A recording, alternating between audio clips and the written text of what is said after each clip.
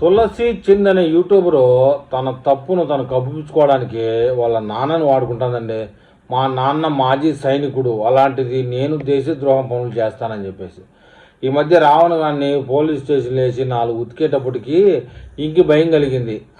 ఆమె మీద కూడా కేసులు అవ్వడం విషయం మన అందరికీ తెలిసిందే. అయినప్పటికీ మొత్తానికి ఈమె నిజాయితీ అనడానికి, ఆమె నిజాయితీని బయట పెట్టుకోవడానికి, నేను నిజాయితీవంతురాలని చెప్పుకోవడానికి వాళ్ళ నాన్నని పేరు వాడుతుందండి.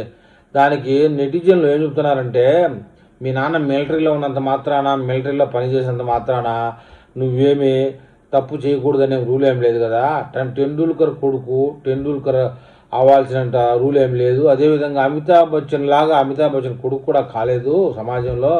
నీది కూడా అంతేనమ్మా. తప్పు చేయకపోయింటే నువ్వు నీ తండ్రి పేరు వాడుకునేదానివి కాదు అని అంటున్నారు. కాకపోతే ఇంకొక వర్గం ఏముంటుందంటే, తులసి చంద్ చిన్నప్పటి నుంచి తండ్రితో సంబంధాలే లేవు, ఆమె ఇవాళ తండ్రి పేరు వాడుకుంటుందంటే కేవలం ఖచ్చితంగా ఈమె దేశద్రోహం చేసే ఉంటుంది అని అనే విషయాన్ని నెటిజన్లతో పంచుకుంటున్నారండి కామెంట్ రూపంలో. మొత్తానికి ఈమె తులసి చందా అలియాస్ క్యాథరీనా అనే విషయంలో ఆమె క్లారిటీ ఇదు.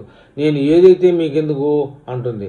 ఇంకో విషయం, రావణ్ ప్రశ్న జోసెఫ్ గారిని ఇప్పటికి కూడా వెనకేసుకొని వస్తూ ఉంటుందండి. ఈమె ఇంతవరకు జరిగినా కూడా బుద్ధి లేకుండా ఈమె రావణ్ అనేవాడిని, గమన అనేటాన్ని, ఇంకా గమనాకి సపోర్ట్ చేసిన వాళ్ళని ఇంకా ఈమెనే పైన వేసుకొని వస్తూ ఉంటుంది. మరి ఈ విషయంలో మరి పోలీసులు ఎప్పుడు కనుదెరుస్తారో, ఈమె అరెస్టు విషయం ఎప్పుడు బయటపడుతుందో, ఈమె లోతు బాధలు ఎప్పుడైతే తెలుస్తాయో మరి వేచి చూడాలి.